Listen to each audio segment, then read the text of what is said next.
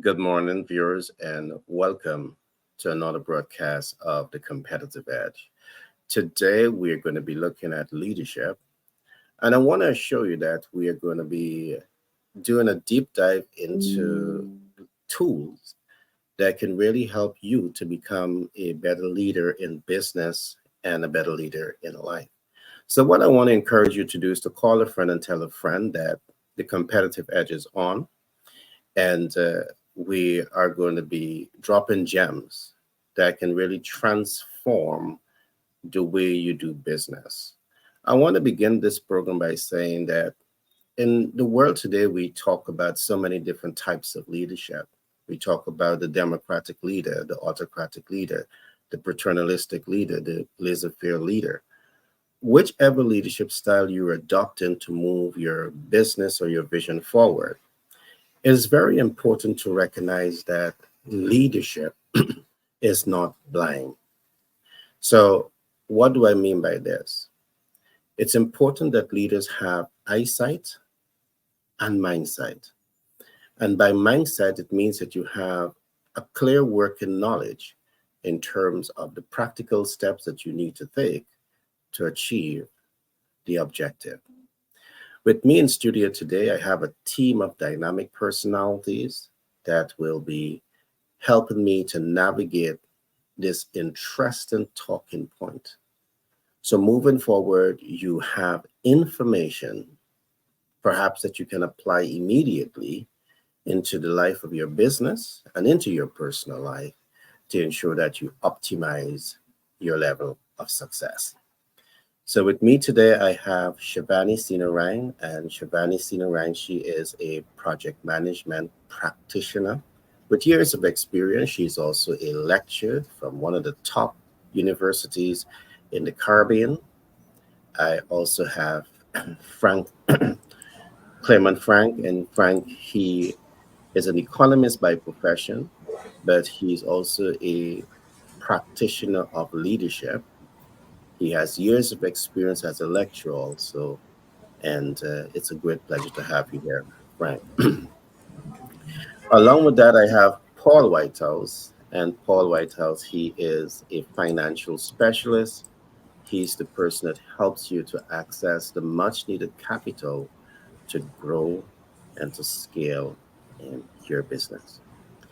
And in getting started today, I want to welcome my team. Welcome, team. How was your weekend?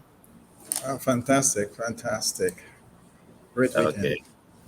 Judging from the smile on you guys' face, I can tell you had a wonderful weekend. A lot of rest, a lot of play, a lot of fun. I'm happy to hear that. All right. Today we are looking at leadership, and I do believe that in business or in life, it is absolutely necessary to understand the role that leadership plays in our life. I want to lay some groundwork by saying that what I've seen from research is that many persons know exactly what they want to accomplish. Going a step further, they might know how to accomplish it. But the third step I see is where they struggle with, and that has to do with taking action, uninformed action to achieve the desired results. What I'm seeing happens very often, they allow lack or set thoughts of lack and limitation, doubts and fear to prevent them from taking action towards achieving their goal. Now, lack may represent that you don't have enough information to guarantee the results that you want. And because of that, you become consumed by lack. And this is one of the reasons why I said early on that leadership is not blind. You need information. For example, if you want to manage a project and you want to achieve desired project outcome, you need to understand project tools. All right. If you do not understand project tools as you set about to realize a desired outcome, guess what? That project could be undermined because you don't have the right tools. The same principle applies. You might be attempting to start and scale a business and make that business successful, but do you have what we call the business success ecosystem? So we'll do a deep dive into those topics today to ensure that moving forward, you have a much clearer idea in terms of how to apply yourself at leadership. But to get the program also moving, I want to start with Paul. I want to ask Paul, finance is vital to leadership, is vital to the success of every business. So I want to ask Paul to give us an insight in terms of the financial instruments that we have available, and then you can take a jab at the talking points, leadership, business, and success. All to you, my friend. Thank you. Good morning, everybody. Well, how does leadership relate to financing for your business? I think it directly relates because you have to know, as a leader, you really have to know what you know and also know what you do not know. If there's a subject you're unfamiliar with, then you would want to certainly hire an outside consultant to get that job done for you. I say this a lot, but I really mean it this way. Don't tackle brain surgery if you're not a brain surgeon. And I'm not even trying to be funny. That's very serious. Because now, is financing as important as brain surgery? Okay, no, it's not. But it's pretty close. It's pretty close to for the success of your business. So there's so many different forms of financing and different angles to take on it. For example, and this is a real life example. And I think I've told this story on the show before. I had a lady who wanted to get a line of credit to buy equipment for her business as a startup. That's not the right tool to use. So you have to use the right tool. A hammer will not cut down a tree, but a chainsaw or an axe will cut down a tree. I guess a hammer will cut down a tree if you hit it long enough and hard enough, but who wants to do that? Get the job done really quickly with the right tool. And that's what leaders do. So you got to know what you don't know, and then take those action steps. So what tools are available? What programs are available for you at Patriot Business Finance Consultants? Well, equipment financing, sale leaseback, which is a type of equipment financing, real estate financing for commercial and investment properties, got cash flow products such as factoring or purchase order financing, which enables you to do a deal that you wouldn't otherwise be able to do. Uh, and then raising capital with the Securities and Exchange Commission compliance rules, laws, and regulations in mind. Those are the things that we can help you here with on this program at the High Net Worth Investors Guide, at the Competitive Edge, and at Patriot Business Finance Consultants. So if you need something and you know that you need it, email me, Paul at patriotbfc.com, and direct message Gary so that we can make an appointment with you and let's start working on the situation. All right, thanks for that share, Paul. I want to say quickly, and then I'm going to come across to Shivani. Leadership is not blind, and I want to emphasize this.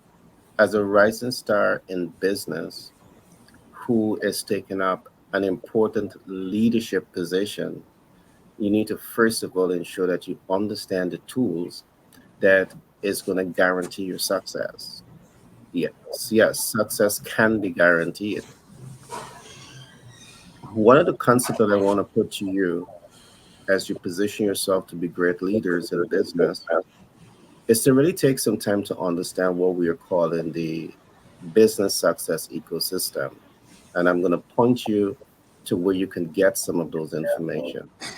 You can go to the bestsellerportal.org and you can purchase those books on the bestsellerportal.org, and it will help you to unlock some of the content that we call in the business success ecosystem. And let me walk you through this very quickly to help you to understand what is the business success ecosystem. One of the first concepts that you will be introduced to is what we call the proactive leaders ecosystem. Now, what do we mean by this? Proactive leaders, there are three essential characteristics that make them stand out. They think ahead, they see beyond problems, they inform action to achieve desired results. And you need to ensure that at all times you are positioned to be this type of leader, one that is thinking ahead, seeing beyond problems, and is taking informed action to achieve desired results. That means a whole lot, but I'm doing a high level of overview today. When you come into our programs, we will do that deep dive analysis to ensure that you have the essential information. Another tool that you will learn under the business success ecosystem is what we call the corporate culture ecosystem. You might have heard this before. You rise and you fall. A business rise and fall based on culture. And your culture should be built out to have four important touch points. That culture should be built to impact the lives of the workforce. That culture has to be built to impact the life of the consumers. And the culture has to be built to impact the public. The last one, I leave that for last. We'll talk about that later on. As a great leader in business, also, understanding the business success ecosystem, you also need to understand what we call the team dynamics ecosystem. One of the mistakes that many rising stars make in starting a business is that you start the business, and for many, many years, it's just me, myself, and I. You don't have a team, and if you don't have a team, you're setting the stage to go slow and significantly undermine your success. So, in building your team dynamics, you need to look at your organization chart. You need to ensure that you understand who's at the strategic, tactical, and operational level of leadership. It's vital. If you want to be successful in business, you have to be able to apply these type of leadership. The next concept that you need to understand is what we call the market research ecosystem. And here's where you need data. If you want to be successful in business, you need data. If you don't have data, again, you're shooting in the dark. And leadership is not blind. Data is what's going to give you eyesight and mindsight to help you to make informed and educated decision about business. And you owe it to yourself. If you don't know it, is the reason why you're going to struggle in business. If you don't know it, is the reason why 20.8% of business startup fail. Is the reason why 40% of business fail in the second year. Is the reason why 49.9% of business startup fail in the third year, because you're not moving with data. You're not taking the blindfold from over your eyes to help you to make informed and educated business decision. The next I'm going to come to, I'm going to finish here this now. The next that I'm going to come to is what Paul just spoke about. You're in business and you wait until your backs are against the wall to start thinking about capital. So when we help you to understand the business success ecosystem, you will learn about the capital market ecosystem. Now, in the capital market ecosystem, you will learn about all type of financial instruments. Paul is an expert in this area. You will learn about debt and equity and credit and creative financing and hard money lending and which one is best for you. If you don't know which one is best for you, you might be making a very bad decision from the get-go. But with expert like Paul on your side, he will help you to understand the language of money. So you can communicate better with money because you understand the language of money. I'm coming to the second to last one here now. We talk about you need to understand the economic system ecosystem. Now, what do I mean by this?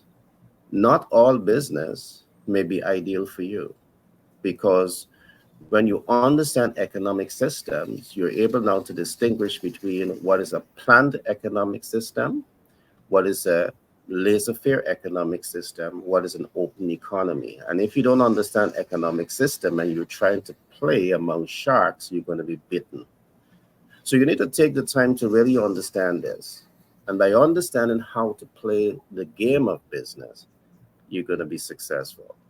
And last but not least, you need to understand what we're calling the communication media ecosystem. Now, why this is so important? Many of you have a strong brand, you have a strong business model, but then you don't understand how to use the communication medium to achieve the visibility, the reach, the impact, the client conversion, the confidence, the trust, the credibility. You don't understand how these ecosystem plays into your success. Now, not all media may be appropriate for you to reach or for you to use, because your attempt to use a medium to communicate information to reach your ideal client should be based on data, because you want to know that the medium that you're going to be using is going to help you to achieve your visibility objective, your reach objective, your impact objective, your client conversion objective. And if you don't understand this, and it's important, you're still a leader with a blindfold over your eyes. So when you have the business success ecosystem, you're set up to win. With that being said, I want to come straight over to Shivani, and then I'm going to come to Frank. Shivani, project management plays a tremendous role in giving leaders not just eyesight, but mindsight. They really understand how to play the game of business, how to play the game of leadership, because they're able to see the beginning, the end, and the in between of a given process. Can you talk to us a little bit? Can you bring your expertise on project management to the topic of leadership? All to you, Shivani. Thanks, Gary. Now, project management, just the term alone is to manage. And management, when we talk about management and managing your project, it really involves management of resources, whether it's people and all the activities around it, equipment and everything, resource, And money, yeah. money, your funding. But we should never say management of people. You shouldn't be saying management of people. We should be saying empowerment of people, because you can't manage people, you should empower people. What you need to manage when we talk about resources would be equipment and getting the money to do the job. But people is different from consumables and equipment. We always must remember that. But somehow I found managers, we are so, from the scientific way, and Frank will discuss this in so much more detail in how people manage. The traditional way would have simply been more accountability, and this is what you have to do on the Democrat, do this, do that, right? But project leadership and leadership on a whole, it's much more than that. So things have been failing a lot in organizations, in business, right throughout. We've been failing when we are using the management way of thinking, which is come to work, do X, do Y, and if you don't do it, there's a problem, right? Accountability, and that's how managers are. I just came out of a conversation last week on this. It's a pet peeve of mine because I keep hearing the same thing over and over. So I say to people, if we are hearing the same thing over and over, then it means something is going wrong. That way of management is just not working. So this is where the whole cup of leadership comes in then, right? And how do you lead? So from a project management perspective, leadership involves collaboration.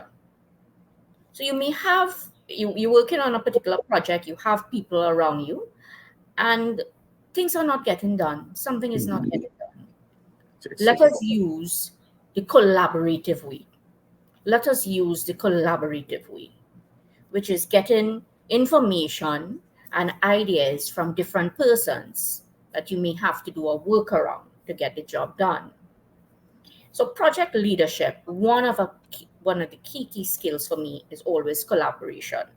So it's a technique. I mean, it's there all the time, but more and more now you have to do it, because even traditional PM thinking, management will say, I hire Frank to do a job. That is what he has to do.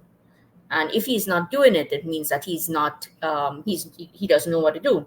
However, Frank may be part of an environment that you need to collaborate with different persons. You need to do different things in order to get the job done. And that may have not been the skill. So collaboration will really take us out of some of the challenges that I keep seeing all the time. Collaboration, and this is where leadership really comes in. Yeah. So I have some other points to make in different things that I've seen, but I'll leave it when we come back. Yeah, Shivani, I really love what you said there, collaboration, because collaboration helps you to fill your blind spot. All right. You may not have the knowledge in a particular area, but because you bring in the right team players, you have the right team dynamics. They help you to see through that process and achieve greater efficiency and effectiveness in how you apply yourself at that project. So I really love that concept. Frank, we are now playing in your pastures here, my friend, leadership. So take us away, all to you. You know I like food, right? I know that. And I always look at food channels, whether it's Facebook, the TV.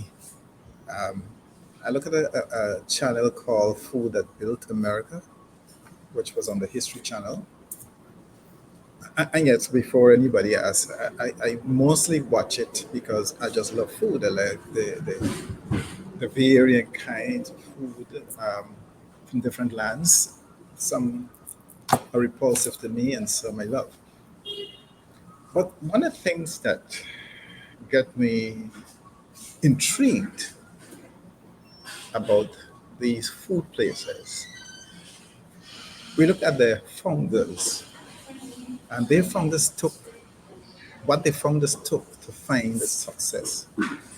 And one thing is, more often than not, the success hinges on those individuals um, with financial leadership. As much as it does their culinary creativity, the innovative business mindset, and stubborn um, persistence, we should say, there lies a truth that transcends pretty much in every industry: leadership and finance. No business can grow and thrive when its financial house is in disarray.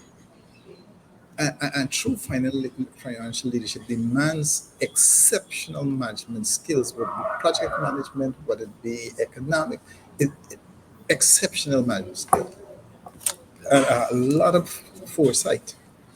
A financial leader works closely with sales, with marketing, finance teams, and they do that because they want to ensure a consistent cash flow and a robust financial performance. While the CFO, which is the Chief Financial Officer, is typically primary financial leader within a company, he or she isn't alone. There are multiple individuals within the company that can exhibit financial leadership in ways that significantly impact the organization's bottom line. So, what is financial leadership? There's a leadership that focuses on the financial success and financial health of an organization. And companies that take constantly stay on top of the financial health, find a smoother path to growth and profitability. Remember, they find a smoother path to growth and profitability. The organization's stability and viability are on shaky grounds when it doesn't have what we call consistent revenue growth and a clear path toward profitability. So I can ask a question. How do you organize by importance? Which executive do you believe is most responsible for financial leadership? Is it the chief revenue officer? Is it the chief marketing officer? Is it the CEO, chief executive officer, the chief sales officer, or the chief financial officer? People have different and varying answer to the question. However, finding the right leader takes time. This is why selecting the right individuals for key role financial leadership roles is critical for a company, and why it's something that often takes time. I look at the 2023 blog post on the website CFO Brood, and Kristen Tellman writes that hiring a CFO can take up to 4 months once the search has started. And according to executive recruiting firm Pixel, getting to that point of selecting an executive can take 7 to 14 weeks or up to 3.2 months, meaning the CFO search tends to be one of the longer executive searches for a company.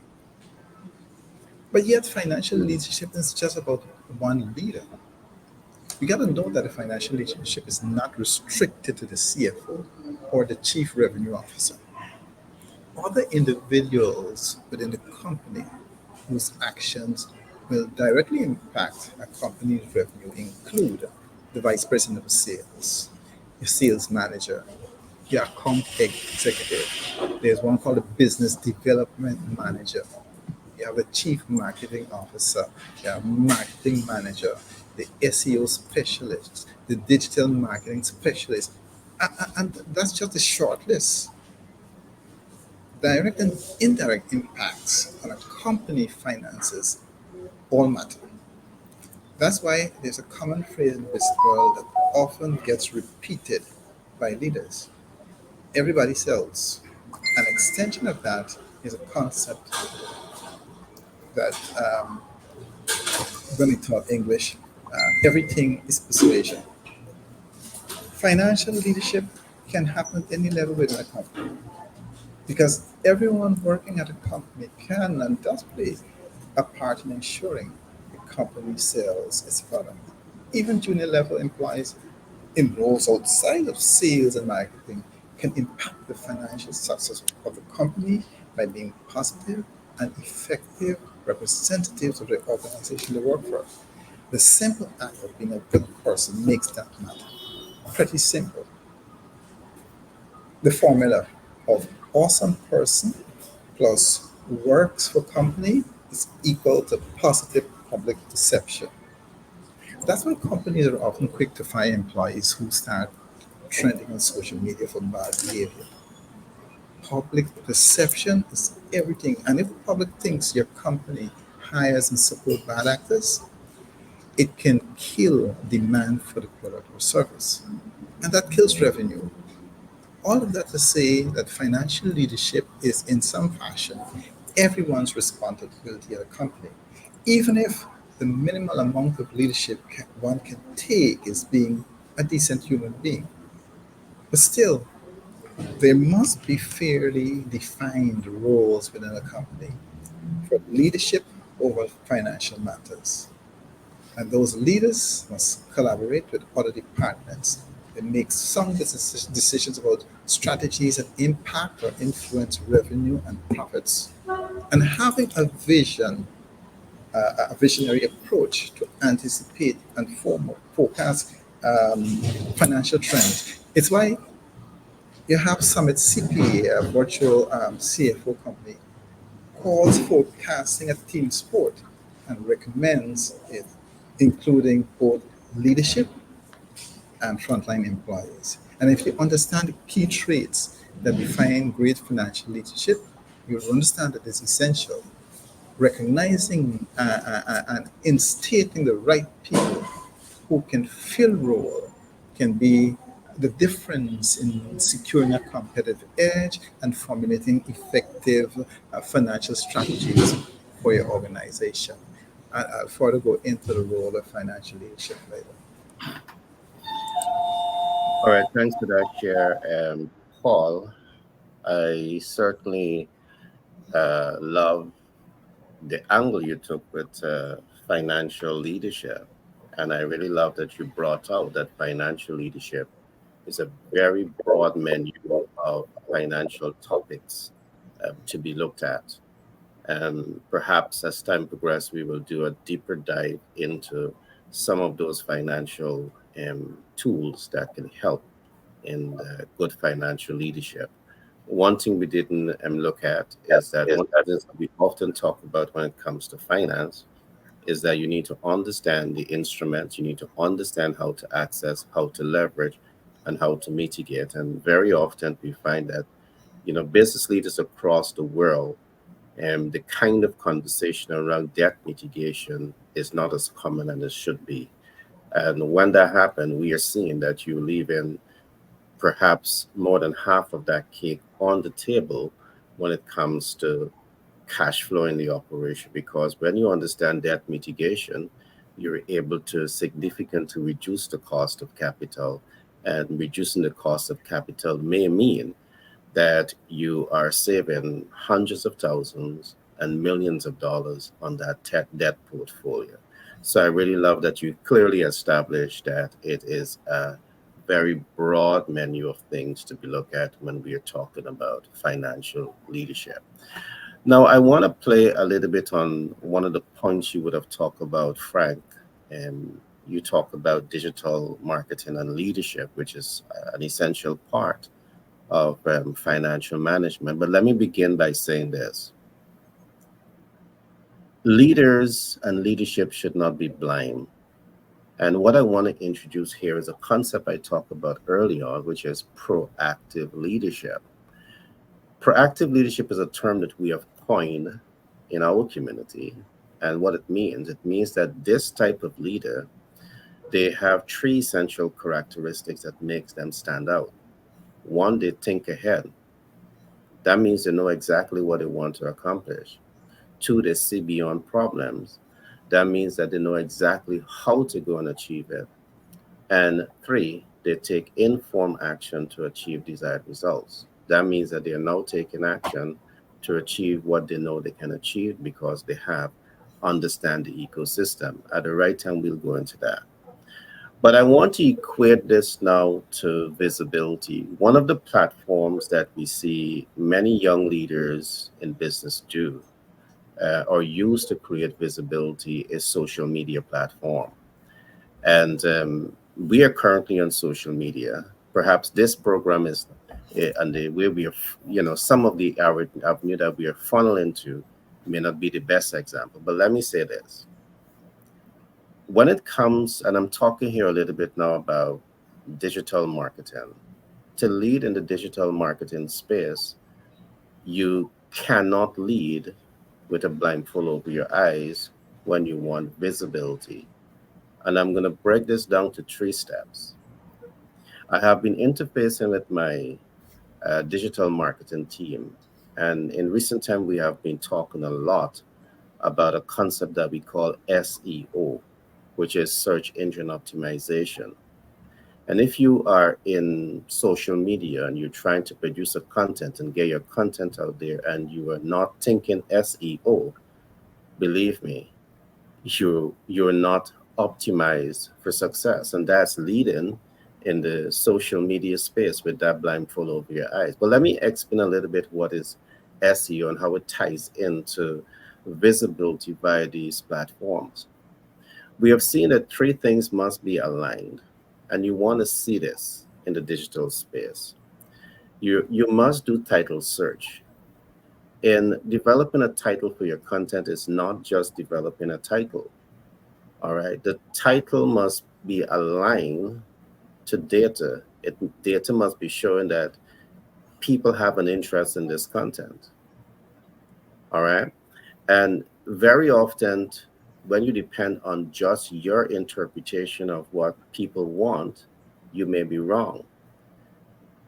The way to be right is to use data, because you can do a title search using what we call AI title search. So remember, social media is artificial intelligence. And in most cases, you as the human, you don't understand how the algorithm is working in the artificial intelligence. So now to do SEO, search engine optimization, you have to be able to tap into artificial intelligence to help you in that regard. So artificial intelligence helps you to identify your title. It helps you to work on your description, and helps you to work on your keywords. Now, hear this. You may have a good title, but a bad description. And if that happens, the algorithm is not going to pay much attention to you, but you don't know that. So you need to align your title, description, and keywords. And when you create perfect alignment, guess what? The search engine, the algorithm sees you, and then the algorithm starts to push you out into the platform. But again, in most cases, when you depend just on human intelligence to function in an artificial intelligence world, you become lost in translation. So I'm saying here, as a leader in this space, you need to understand how this ecosystem works and apply the right tools to ensure that you get an optimal result. This was more for those young person, those geek who are in the social media management, but it's even for you and your business. Because if you're a rising star in business or you are an entrepreneur and you're putting content across social media and perhaps you're not getting the results that you want, the reason you're not getting those results that you want is largely because you're using the wrong language, the wrong lingo. And we are now developing an in-depth analysis and content on this particular area because we have multiple platforms that we're testing. We have platform out there for the last 5 years that has not been doing what it's supposed to be doing. Why? Because we were shooting with a blindfold over our eyes. But on the other hand, we have other platforms that in less than a month, it achieved the objective in less than a month. Why?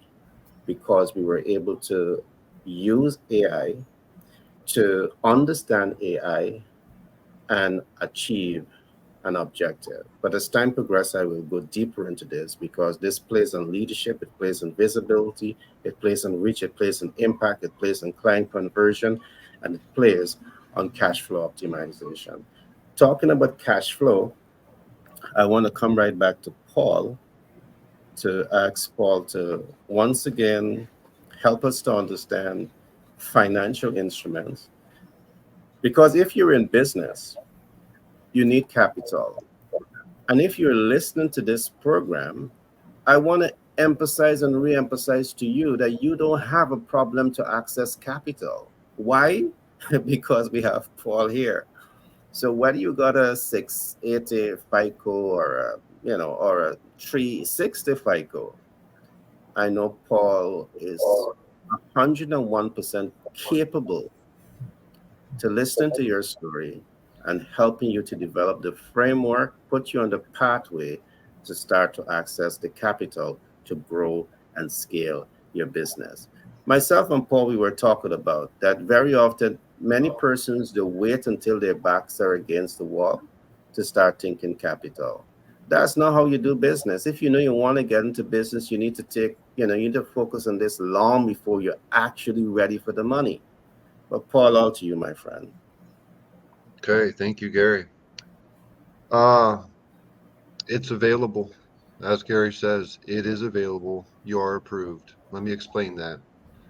If you got a great credit score and you have time in business is a very important term, and you have revenue to cover the new debt, you're approved. You're the pretty girl at the party. Everybody wants you. You're an easy approval. What's the next level of that? The next level of is that pretty girl making sure she chooses the right guy. Who's the right guy? It's me. It's Gary. It's everybody here except Shivani. She's the right girl though.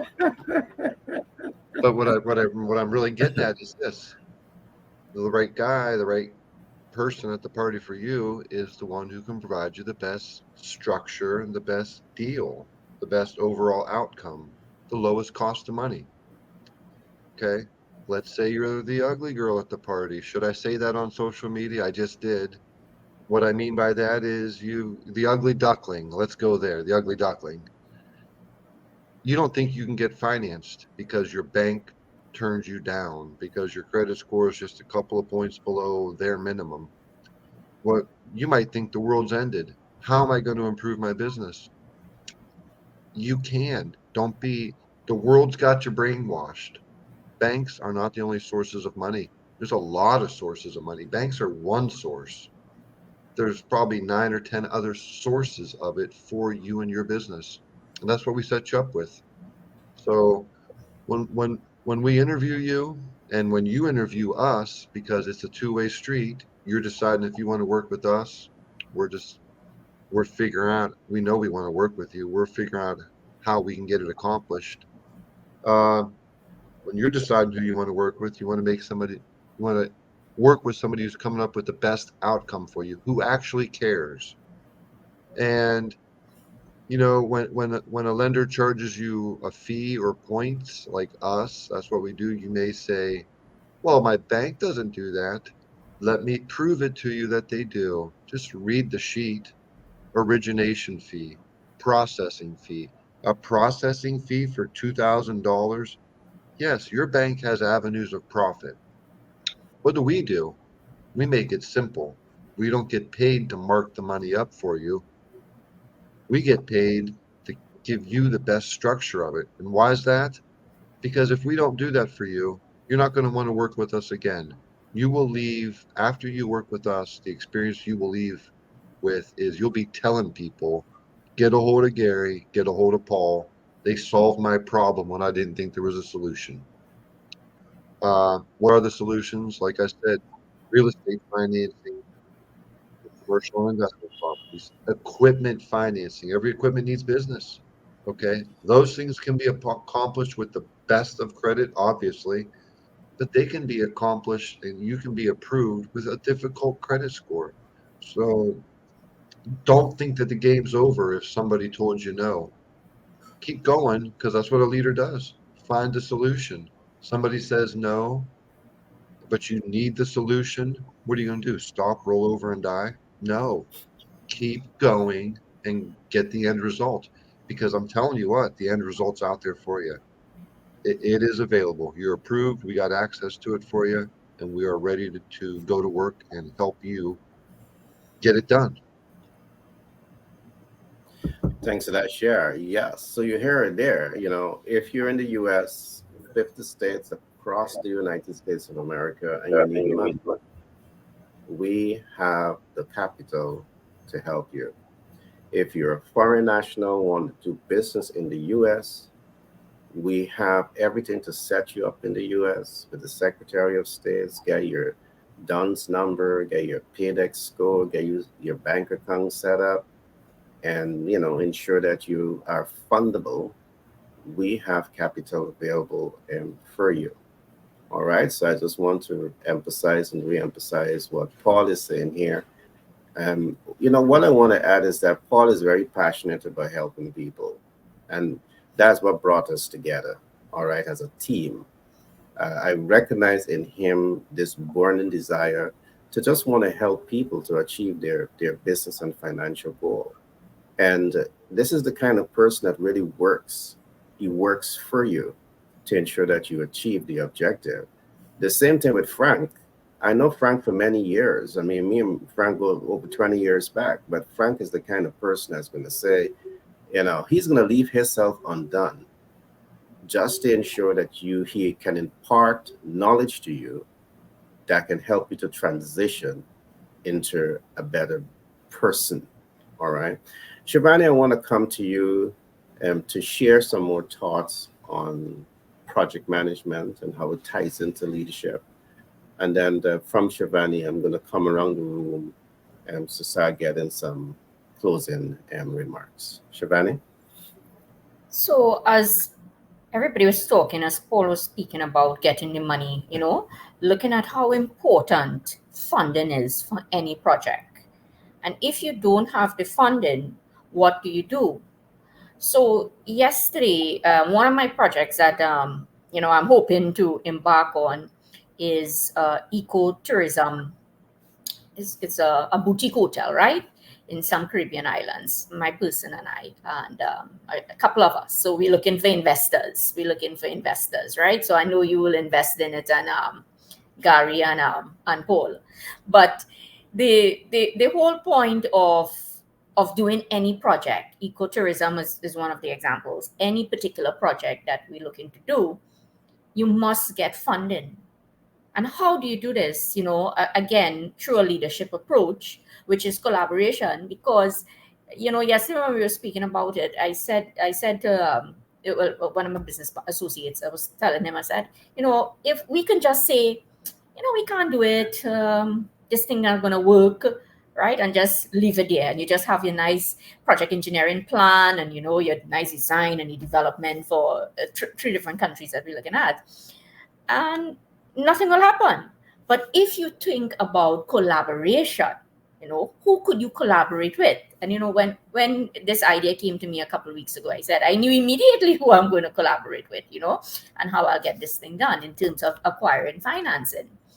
So collaboration, again, it's coming back to the point again, the importance of collaborating, the importance of know-how and networking. You may not know it. So my business associate, he's the engineer by trade. I am not the engineer by trade. So I will have my project management experience. He will have his engineering experience. But we need other persons in order to bring this project to life and make it an operation after, as we move from project to operation.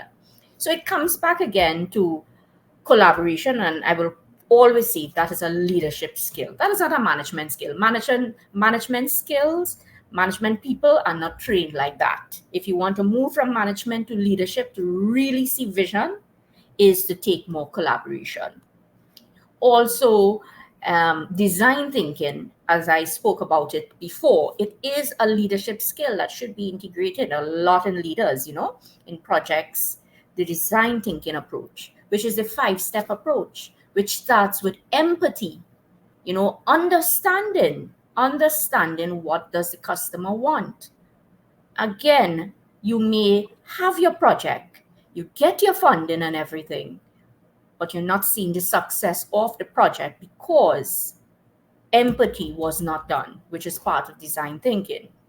I'll give you an example of that. I went to, this is a small example, but it's a real example. I went to a restaurant recently and went to the bathroom. And when I looked at to dispense the napkins, I was kind of impressed because it had instructions in how to use it. It had instructions. A simple thing, you might say, but Shivani, you need instructions? But really and truly, I needed instructions. It was some type of, it was a fancy thing. I didn't know how to get the napkin to come out of this. So the instructions work. And because the company taught about design thinking and empathy and understanding the client needs. So you may have a product and you believe, yes, you get all the funding, right? But at a point, you can't pay back because your project failing. Right? And what do you do at this point? So another great tool in leadership is design thinking, which is starting with empathy. So 2 aspects or 2 key takeaways that I want persons. So always remember how project management can help us. One will be collaboration, which is project leadership, not project management really. Collaboration. The other is design thinking, empathy. Because you could have a project, the thing fail, and you really wonder why. It wasn't good in the first place, where you get a little aspect of it. You feel it good, but the whole thing ends off. Yeah. Thanks, Gary. Yeah, I was saying data analytics there, Shivani. It wasn't good in the first place, but you didn't know it because you don't have the right data to inform that decision-making process. Love it. Frank, I would love to hear you shine in, add some additional thoughts to the conversation, and 2 things you're doing here. And then at the end, you're going to give us your closing remarks. All right, thanks. So you may ask a question of what role does a financial leader play? As we work with the understanding that everyone in an organization can play a part in the financial success of the company, those individuals in clearly defined leadership roles will also have distinct duties to perform. And anyone training to become a financial leader or HR teams hoping to identify high potential individuals and companies who can be mentored to take on leadership roles that would impact revenue. They should consider how they incorporate um, aspects of the role into the development strategy. First one is you need to facilitate collaboration across departments. Need to collaborate. You see, a financial leader's purview extends beyond the finance department. So there's necessitating collaboration with various divisions within the company. And although each department operates with a degree of autonomy, they are interconnected through the financial outcomes they influence. And by actively participating in cross departmental initiatives, a financial leader can cultivate a comprehensive understanding of the organization's financial requisites, what is required. Effective collaboration with leaders from diverse departments equips the financial leader to make decisions that resonate with the unique financial needs of each sector. I always stress also, because I'm an educator, you need to be educated on the organization's finances. So beyond internal collaboration, a pivotal role of financial leadership is to demystify not only the company's financial data, but also how the company generates revenue and remains solvent. For numerous entities, financial specifics are either inaccessible or not thoroughly comprehended. It's the responsibility of the financial leader or leaders to clarify these intricacies by presenting a comprehensible version of financial goals and reports that ensure organizational wide fluency in financial affairs. And companies with a strong knowledge sharing culture tend to be very good at disseminating information. And they will often create documentation and internal knowledge bases that allow anyone in the company to learn independently or support open mentoring programs that allow employees to request one-on-one development through social learning. The third one is to empower employees with financial insight. Financial leaders must also foster a deeper understanding among employees about their roles influencing organizations' financial health, and they implemented the top-down, which is the OKR, objectives and key results business model. By implementing OKR, we can streamline the endeavor by beginning dialogues with departmental heads, cascading these discussions. Financial leaders instill what we call a cohesive vision aligned with financial objectives. So, when recognizing and highlighting standout contributors further reinforces the connection between individual efforts and broader financial outcomes. And the fourth one is demonstrate resilience through scenario planning.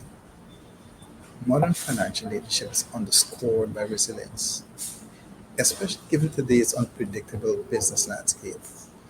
The paradigm of operation focused revenue leaders has seen a shift, now demanding closer collaboration with business resilience planning teams. Scenario planning stands as a cornerstone strategy that enables leaders to anticipate for the challenges and craft contingency plan. I will close here by giving you some traits of a great financial leader. The first one is the visionary perspective. Great financial leaders demands foresight, and this will necessitate the crafting of strategic plans and making pivotal business decisions. So, a visionary perspective allows a leader to visualize the broader landscape, identify opportunities, and set ambitious goals for the organization's future. The second is an analytical acumen. We've know that financial leaders juggle cash flow, financial data, and reports on a daily basis, making analytical prowess non-negotiable. With the evolution of financial analytics, adept analytical skills are crucial for forecasting, planning, and strategically guiding the organization. The third one is ethical integrity. Ethics and integrity are the cornerstones of exceptional financial leadership. Maintaining moral rectitude is paramount in a realm that is rife with potential pitfalls and temptations. And the best financial leaders prioritize organizational well-being over personal gain. And they set a sterling example for the entire entity. Then finally, you must have a strong communication skills. Effective communication is a keystone for financial leaders. Beyond managing finances, they have to interact with other executives and departments, which necessitates clarity and cohesion in their interactions. So, given the myriad interdepartmental collaboration and membership needs, the robust communication skills are essential to streamline processes and prevent operational conflicts. Plus, as the conveyors of financial insights to various stakeholders, their ability to articulate complex financial data is indefinitely invaluable. So, they must have a resilience and be able to adapt. Um, Mentorship is good because we know that finance can be brutal because the finance industry is marked by its fierce competitiveness. You need to follow trends. An important thing is that networking can bring good outcome. So network is an important outcome. So mentorship presents an invaluable networking opportunity. When you engage with mentors, it allows the financial leaders to expand their professional networks, connecting with other stalwarts in the finance domain. And such interactions can pave the way for strategic planning, insights, and execution tactics. We are leveraging these insights can offer a distinct competitive edge, which is essential for those seeking to ascend the ranks in the world of finance. So, from thinking big and analyzing data to sticking to the straight and narrow, great financial leaders need a mix of skills. Thank you, Gary. Thanks for that. Yeah, I think that was dynamic, and we definitely have to expand on this as time progresses because there's so much to be discussed on these topics. Great point, Sam Frank. On the same point of finance and dynamic skills, I want to come back to Paul again. Remember this platform, while in the morning we try to be light, it's a business platform. And we know that an essential part of doing business is access to capital and the ability to manage those capital well. Paul is the guy that's going to give you access to capital.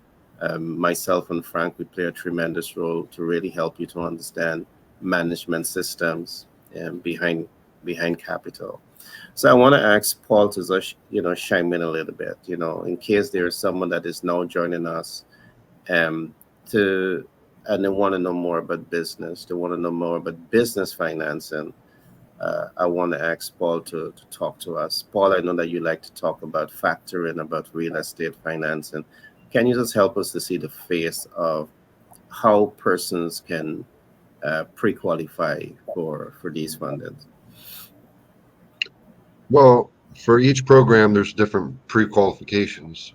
Let's quickly, and I'll hit all of them very quickly. I'm going to talk quick because you guys know I normally speak slowly. Equipment financing. You got great credit and you time in business and you're making money. That's easy. You're already qualified. And you know that you are. You can go anywhere and buy anything with excellent credit. If you got difficult credit, you might think that you're not qualified, but you are. Here's the thing. Money down turns a no into a yes. And that's just the way it is. It's not my rule. It's the rules that we're operating under. So if you cannot get financed for a piece of equipment, if you can't get financed for the car that you want to buy your daughter, throw money down at it. That no will get turned into a yes, and you'll get approved. You'll start making those payments, and making payments takes you back to that place of making it easy. Your credit score goes up, your paydex score goes up. So and when I say money down, it's the way it is. 15%, maybe 25 or 30%, depending on how difficult the credit score is or the scenario. But what we do at Patriot Business Finance Consultants is we talk with the lenders. We might choose the other lender who will make it smoother, simpler, and easier to get the deal done. And let me hit real briefly on how we do it. You can call us brokers if you want to. Now that we don't like the term, but that's technically what we are. We are consultants. But we work with is through a large network of lenders. And these lenders, they want to say yes. They wake up every day wanting to say yes. They don't want to tell you no, that your deal is not approved. They want to tell you yes. They're getting their product out there. Their product is money. So we do this through a large network of lenders. Equipment financing, that's how that works. Real estate financing, very much the same way. The qualifications are the property, the value, the credit score, like all that plays into it, getting an approval. Okay, let's talk about factoring. Factoring is you are selling your accounts receivable. Does your business have to be strong? Well, the stronger it is, the better. But your business is not what's looked at when you're selling your accounts receivable for a discount to get cash flow. Your customer's business is what's looked at. Is your client a strong payer? Do they pay on in 30 days or 60 days? Do they pay on time? So when we're talking about factoring, we're really looking at your clients. Are they credit worthy and do they pay as promised? Move over to purchase order financing. Purchase order financing, if you get a large order and you cannot fulfill that order because you don't have the cash or the cash flow to do that, well, PO financing company that we set you up with steps in, basically fronts the money to build the product or perform the service. If it's a product, they ship it, they pay for the truck to ship it, they pay for everything for that to get to your customer so that your customer will pay the bill and everybody makes money along the way. What are the pre-qualifications for that? Is your client a good payer? Will your client pay when the product is shipped and delivered? So there all the other deals that we can do, sale leaseback or raising capital, what are the pre-qualifications? It's a strong idea. Is there need for the product? Is there need for what you're putting together? And all that, you guys often like to say, and I really like it, market research, data analytics. You got to know before you push the button to go. But once you push that button to go, we do have the resources that can help you. So All right. don't worry about it. Just call us and let's figure it out. Definitely. Yeah. All right. Thanks for that share, Paul. There you have it. As Paul would have said, uh, we are representing multiple financial institutions.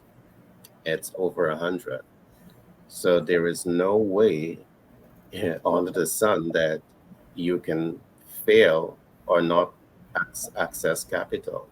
And let me say this: you may not have reached the pre-qualification today. Let's say you're that person.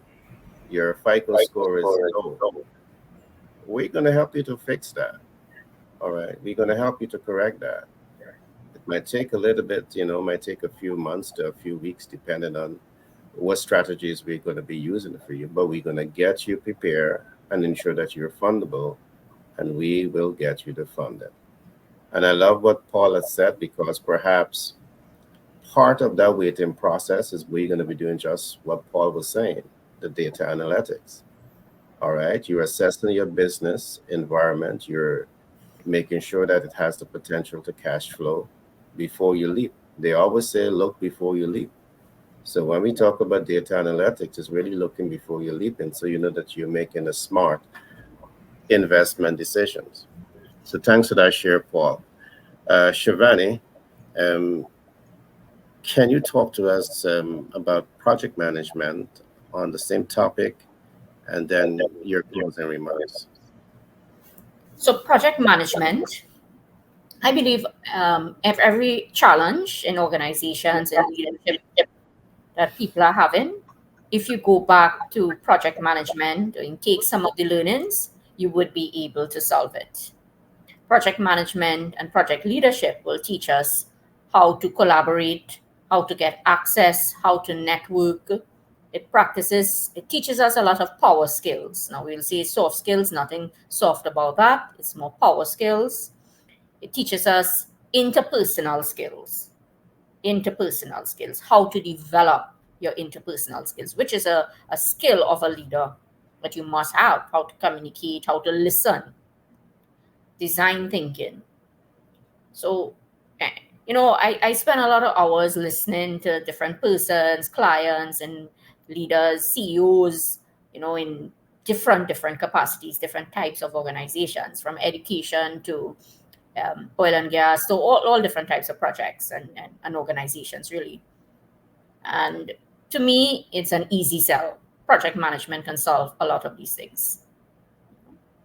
So that's really my closing remark too. Project management can solve any challenge once we understand the entire ecosystem, that is, the entire ecosystem of projects. Yeah. And Shivani, you're right. Um, One of my takeaway from project management, and I really enjoyed this when I did those studies many years ago, is that doing a project, you're literally forced to analyze all of the moving parts of that project before the project is started. All, Yeah. all of the moving parts. And to me, that gives you eyesight and mindsight into what you're getting into, and it really prepares you for what is to come. And once you yourself is prepared to rise to the occasion to execute effectively on that project, you're going to be more successful. So you're in a powerful field, and happy to have you here as a project management expert dealing with projects. In conclusion, I just want to emphasize some of what Peter would have said, some of what Paul would have said, Frank would have said, as Shafati would have said. How I started the program. To manage a business successfully, it is important to recognize the there are multiple skill sets that you need, and perhaps as you build out the organization chart should reflect the the dynamism that is necessary to run a business successfully. At the beginning, I spoke about the importance of proactive leadership. You know what that is. Look back at the program and you will learn. I talk about the corporate culture, your rise and fall and culture. Look back at the program. I talk about team dynamics. I talk about market research ecosystem. I looked at capital market ecosystem. We also looked at economic systems ecosystem. And last but not least, we talk about the communication medium ecosystem. You need to understand this. The reason that you're going to struggle in business is because the ecosystem to manage your business successfully, you don't know. Perhaps you know part of it, and perhaps you know it well. Kudos to you. But if this entire ecosystem don't come together, you're likely to struggle in business. We are here to provide you with the information, and beyond the information, with the support Because Paul is going to give you the money, but Shivani is going to help you to understand the project. Frank is going to help you to be the great leader. I'm going to help you with a multiple of things.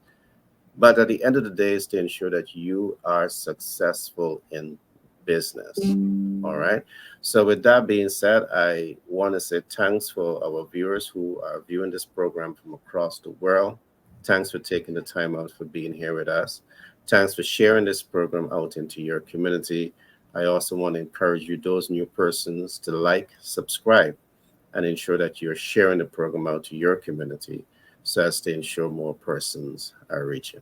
To my team, I want to thank each and every one of you for taking the time out to be here today to serve, because we come here to serve. It's to give information, it's to inspire, it's to empower our community to know that you can achieve more, and to know that when you take action, informed action to achieve desired results, the only thing that is holding you back is you.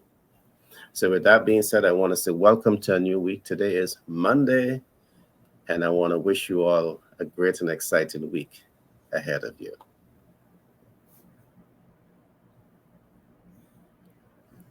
Okay.